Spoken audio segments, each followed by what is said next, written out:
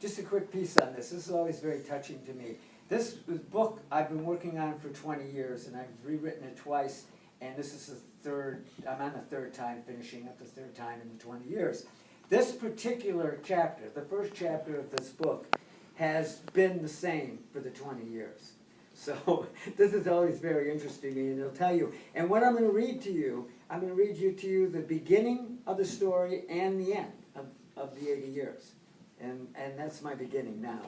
So it's called Saga Familia. The name I use for this is Angelo Brancaleone, not Jim Brancaleone. And it's one chapter of many of this spans 80 years. So I'm going to read the end now. This is the end of this novel, Family Saga. On September 9th, 1994, U.S. Air Flight 427 fell from the sky near Pittsburgh International. All 132 people died. There were broken and burnt bodies dangling from trees. Everywhere on the hillside, one could see luggage intermingled with debris, reported the medevac helicopter crew to Time magazine. A few days after the tragedy, not far from the crash site, a little girl found a charred piece of leather near her swing in the backyard. The item was immediately turned over to the FBI, who quickly examined it for possible terrorist clues. Inside the blood-stained wallet was a snapshot of what appeared to be a beautiful woman. Her lovely features were barely visible in the scorched image. The ragged billfold also contained melted credit cards, bird currency, and a single singed identification tag. My name and phone number was written on it. Instructions were to call me in case of emergency. The beginning of the end. Almost 36 hours after the discovery of the wallet in Pennsylvania, I picked up the phone on the deck of my house overlooking the Pacific Ocean. "Is that you, Jim?" the voice sounded familiar. "Yes," I replied instantly, sensing bad news. "How you doing?" asked Jeff DeSante's landlord from New Jersey. Before I could reply, Ralph blurted out, "Jeff's dead." Ralph went on to tell me Jeff died in a plane crash. As he spoke, my eyes misted over. I shook my head and shivered and squeezed the phone handle in disbelief. I hadn't seen Jeff in about 2 years. In an attempt to save my marriage, I moved to California. The plan was to start fresh in Santa Cruz. I snapped out of my bad news. "What did you say?" I asked. "I know how important Jeff was to you. He wanted you to have his journals. Please come as quick as you can and take what you want from his belongings," he repeated. "Come quickly. I want to rent his apartment." What the hell, I thought. How can Ralph talk about business at such a sad time? Immediately after the call, lively pictures came to mind of the first day I met Jeff. In the spring of 1983, another friend of mine brought him to an opening reception of my art exhibit.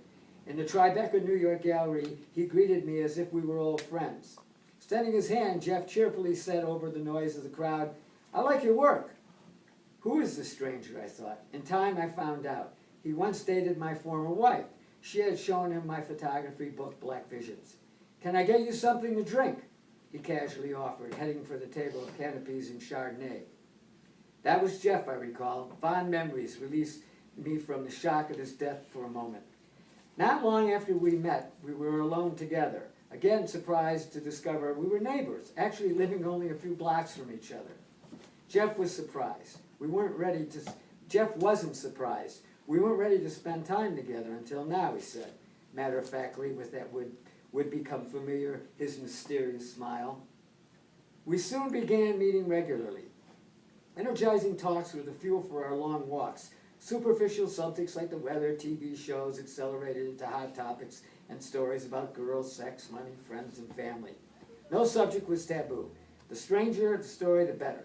The fever of our exchanges would take over. Our pace quickened on the blacktop. Huge maple trees lining the streets, block after block of stately homes, and time vanished behind us. "Christ, she's going to kill me," I blurted out. "I should be at the bus stop to pick up my daughter from school."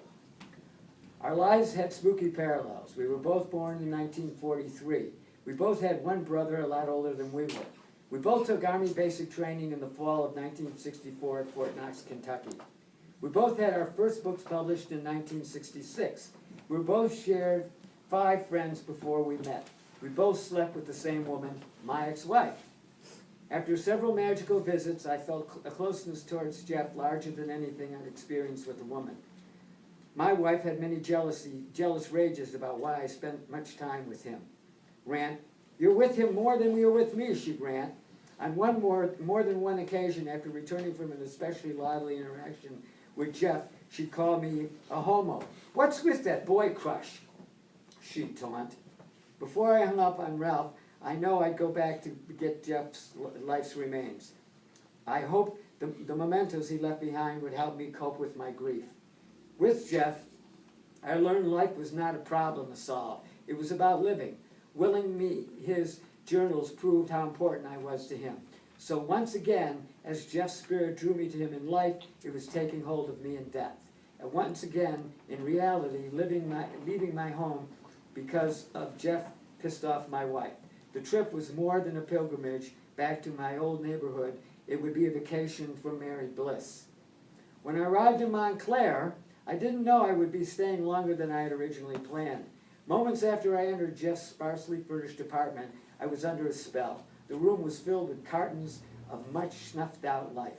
The boxes and file cabinets contained thousands of pages of pen and pencils, scrawled notes, typed manuscripts, photos, scripted notes. Everything was organized in chronological order and labeled.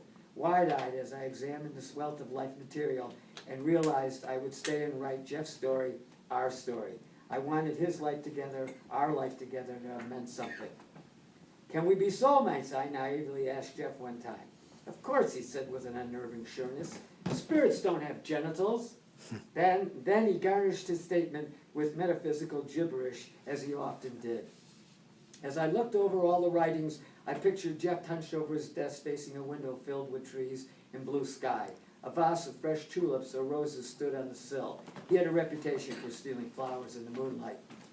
Whoever or whatever Jeff was, or whatever his past, I was compelled to stay and put all our wonderful fragmented conversations, along with the warehouse of papers, together.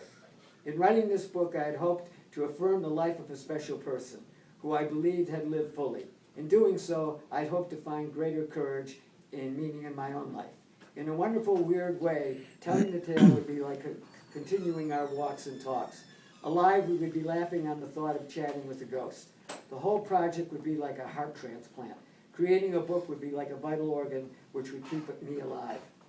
"Ralph, can I rent your apartment?" I asked. "Sure," he replied. I quickly figured out that with the credit cards and my little savings, I could last about 6 months. I was self-employed, so there was no boss to contact. The hard part of my crazy idea was calling California. Thank goodness my daughter picked up the phone. "I miss you, Daddy," she sweetly said. "Who is this?" I could hear my angry wife yell in the background. She grabbed the phone. "Hi, honey," I said charmingly.